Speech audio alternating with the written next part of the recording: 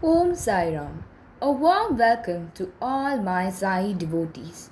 Today we are going to listen the 7th chapter of Sri Sai Satcharita, the narration of various stories. Let us pick up the threads of the previous chapter. Let us recollect how much Baba loved the renovation of temples, how we would strive to be benevolent to others, how he looked after and protected his devotees, how he would wear out himself, how he would suffer for the sake of his devotees.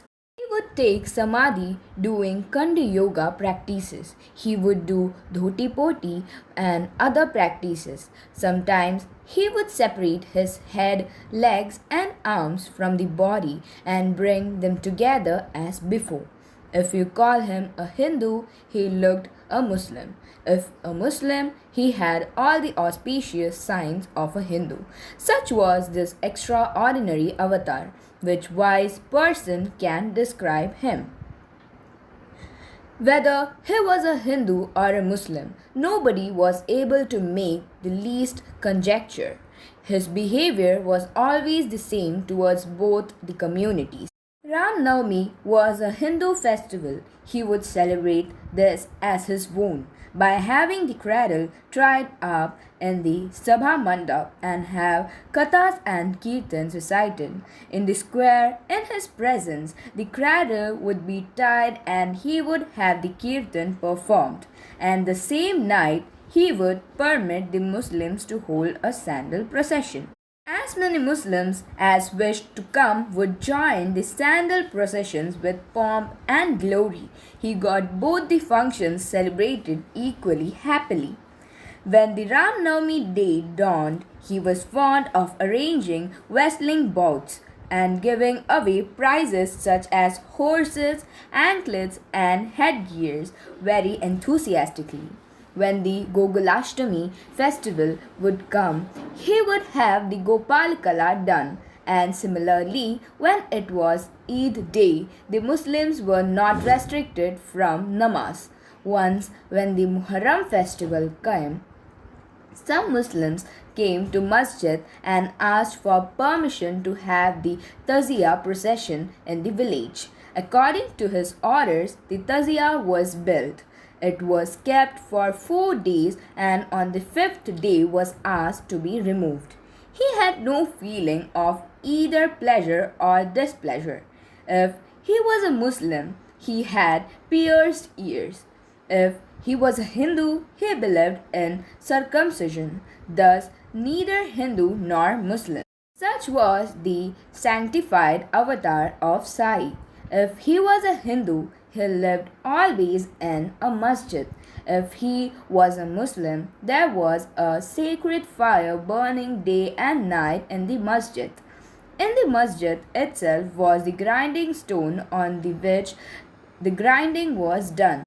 In the masjid, the bells would chime and the conch would be blown. And in the masjid, the offerings of the sacred fire were made. What kind of Muslim was he? In the masjid, there were recitations of bhajans always, free distribution of food, offerings to God, worship of feet and puja. What kind of Muslim was he? If he be called a Muslim, then the elite of Brahmins would come and do his puja and Agnihotris would prostrate to be him, having surrendered their pride and purity to him. This way the people were astonished at heart. Whatever they would experience, they would behave accordingly and keep silent at the time of darshan. So long as a person is surrendered to God, can he be called a Hindu or a Muslim? He may be a low birth or low caste or without a caste. Caste is not the criteria of importance for him. One who does not have body consciousness, whether he is a Hindu or a Muslim, for him all castes and creeds are equal. The discrimination born of caste is not applicable to him. He took meat with the fakirs on his own, ate fish, and would not be disgusted even if a dog put his mouth into his food. A farmer stores grains obtained in the current year by building storehouses so that in case there is a shortage in the next year, it would prove useful. Similarly, a gunny bag full of wheat was stored and also a grinding stone to grind the grain in the masjid. There were also scuttles to winnow the grain. Nothing fell short of the householder's life.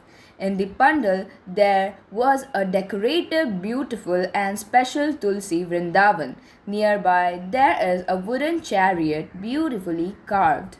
Because of my good deeds of the previous births that I could come in contact with all these good things. I will hold this in my heart and will feel lack of nothing till the end. Thanks to the God fortune of previous birth, I have been able to attain his feet, get peace of mind and contentment in household matters. Afterwards, however much I may prosper, that happiness will never be regained which I was experienced and was blessed to receive in the company of the great Sri Sai. Sai is the store of ultimate happiness. How could I describe his uniqueness? Whoever surrendered to him was permanently settled for good. Those sannyasis who have performed penance holding danda and who use deer skins for clothing and for sitting, those who have visited Haridwar and been to Tirthas, those who have practiced heart penance, those who have renounced and world, and those who are non-attached came there. He would talk, walk, and laugh a lot. He would always recite Allah Malik. He did not like arguments and discussions, and he always carried a satka.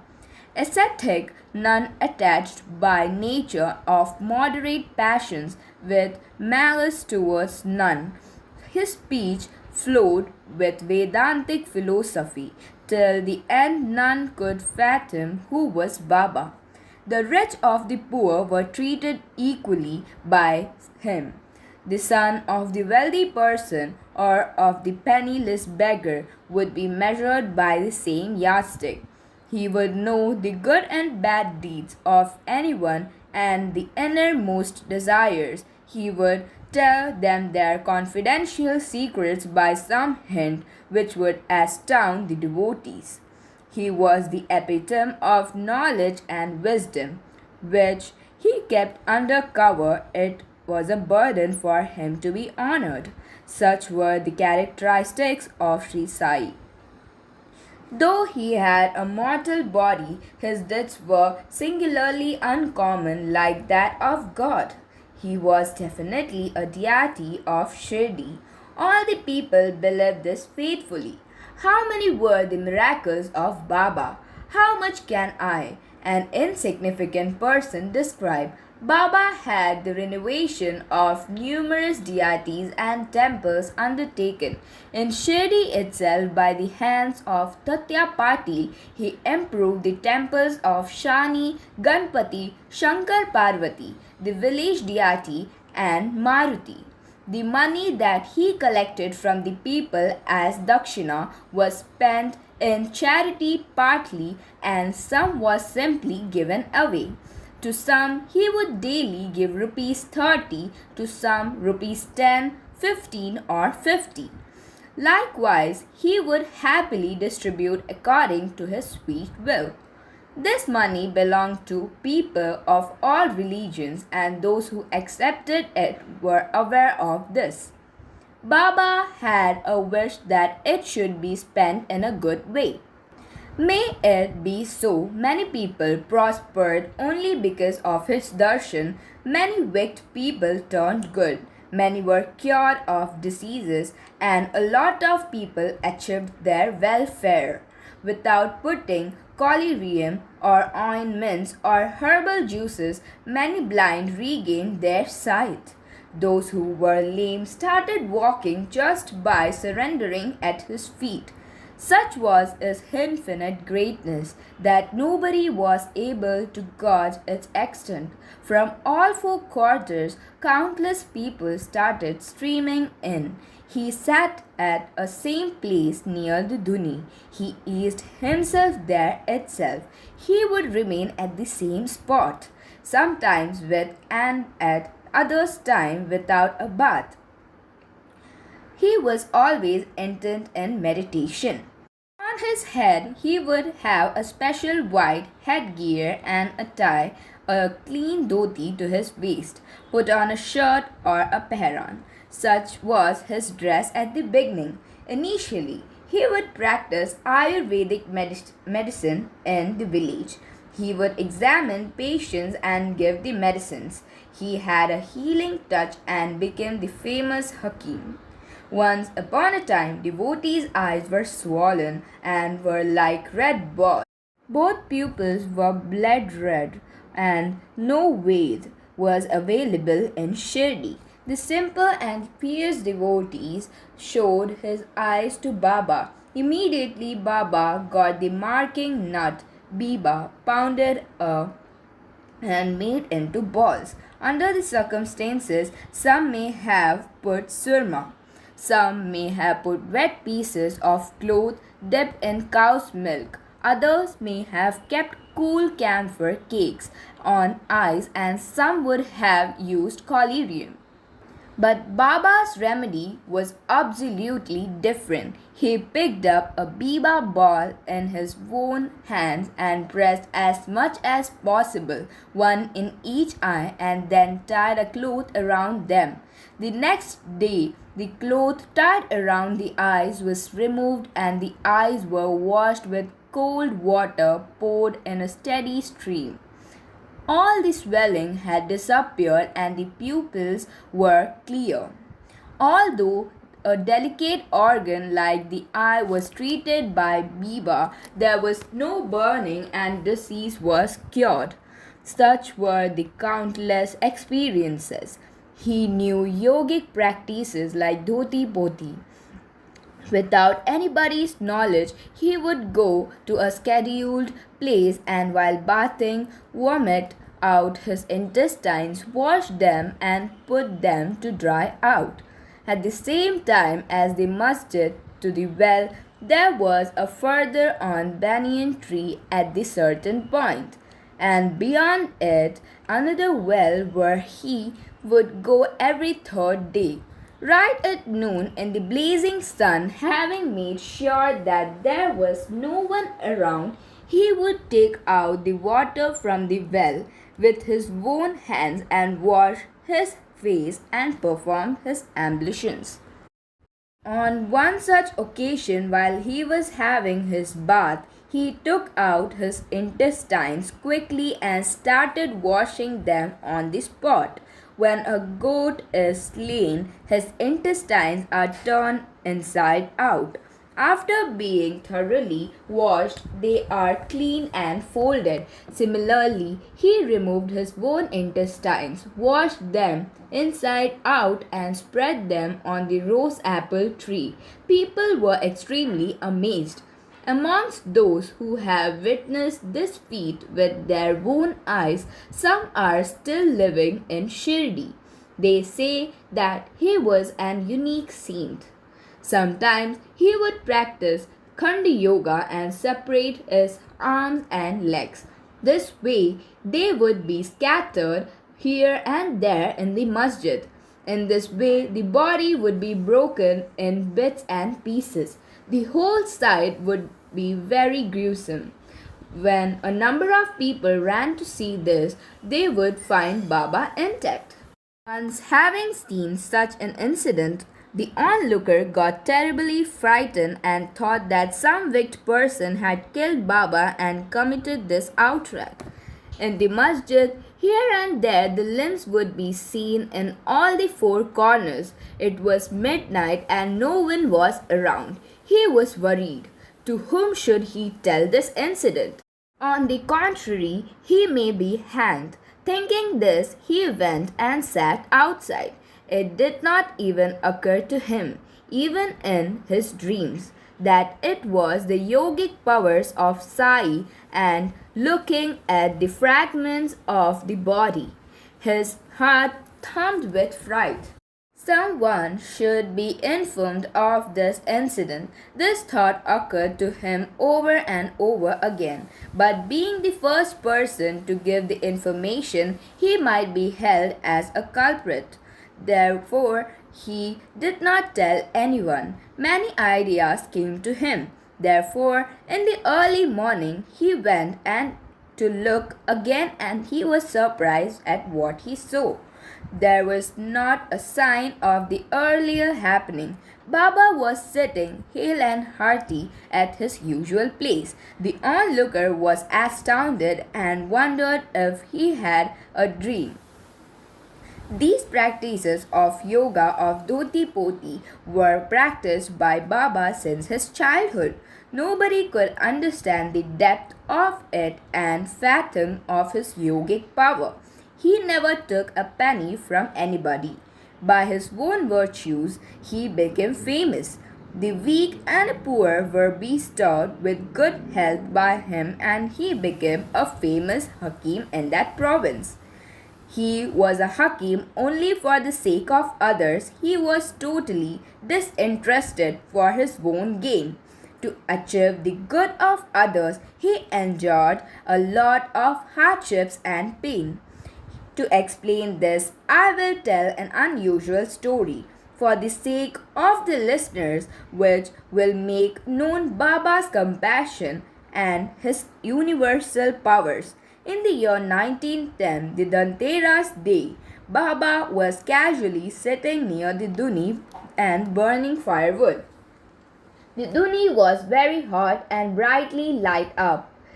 He inserted his own arm into the fire and peacefully sat there. The arm came out scorched. His surveyed mother saw it, and by chance Mother Rao Deshpande was also nearby. He also ran towards him immediately. He went and sat cross-legged behind Baba, put his arm tightly round his waist and pulled him back. He asked, "See what has happened. Oh Deva, what have you done?" At these words, Baba became aware of the circumstances. A child suddenly slipped into the furnace from the arms of being astride the waist of the mother. Hearing her husband's call and being afraid of blacksmith's wife, took her child into her arms and started blowing the bellows of the furnace. While blowing, she lost her concentration and forgot that the child was in her arms. The child was extremely restless and she slept. Shama, no sooner had she dropped that I picked her up. While I tried to take out the girl, that this incident happened.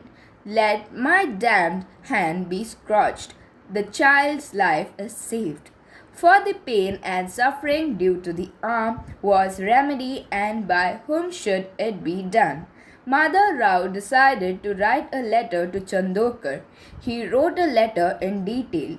Chandorkar arrived in Shirdi, immediately bringing along with him a famous doctor, Paramanand. To ward off the burning sensation, Dr. Paramanand brought with him a number of medicines which would be useful and came to feet of Sai to serve him with Nana. After having bowed down to Baba, he asked him about his well-being, told him the reason for his coming and requested him to show him his arm. But since the time the arm was burned, Bagoji Shinde used to apply ghee, place a leaf upon it and tightly bandaged it every day. To remove the bandages, to show the arms to Dr. Paramanand to start taking medicines to heal Baba. With this good intention, Nana implored a great deal, and even Paramanand tried to remove the bandages to see the arm. Not today, tomorrow again the same thing, thus he never allowed him his arm to be seen saying that his doctor was Allah. He was not the least distributed about it. Whatever medicines Paramanand had brought were never even opened in Shirdi. But it was his good fortune to have Sai's darshan, and therefore perhaps this incident happened. It was always Bagoji who served him. It was only Bagoji who would massage the hand. Then after some time the hand healed and everyone was happy. In this way, although the hand was completely cured, one doesn't know what was in Baba's mind in allowing Bagoji every morning early in the day to carry out the ceremony of tying the bandages. Although there was no pain regularly and for no reason, with the help of ghee massage was done and the hand was cared for till death. These services were for the sake of Bagoji. Siddha Sai never needed them. He made Bagoji render regular service with love as a devotee should. Because of the sins of his previous birth, Bagoji was suffering from leprosy. But it was his good fortune that he came in touch with Sai. Whenever Baba started on his round to Lendi, Bagoji held the umbrella over Baba's head. Though his body was covered with black leprosy sores, he was the foremost in his service. Whenever early in the morning Baba was seated restfully against the pillar near the Duni, it was his good fortune to be there to serve him.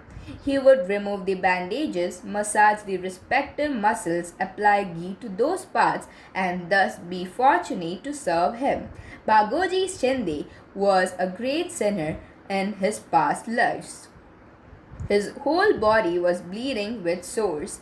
He was greatly affected by his deadly disease, but he was a matchless devotee of Baba. His fingers had become stumps because of leprosy, and the whole body emanated an nauseating smell. Thus, the one with such a great misfortune derived fourfold happiness from his services. How many such great miracles of Baba can I describe to the listeners? Once when plague came to the village, listen to the miracle that happened. Dada Sahib Kaparde, young son, was staying with his mother and enjoying the pleasure of Baba's company. As it is, the boy was very young and he got very high fever. The mother's heart grew anxious and she became agitated. Her mom was at Amravati, therefore she thought of going there. In the evening at the proper time she came to take Baba's permission. While doing his evening rounds, Baba came near the Vada.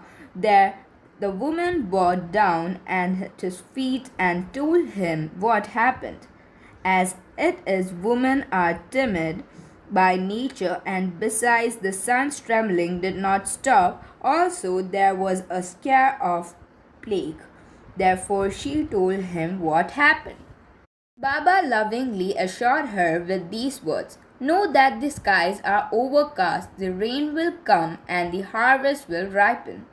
The clouds will clear up. Why are you afraid?" Saying this, he lifted his kafni up to the waist and showed everybody a fully developed buboes.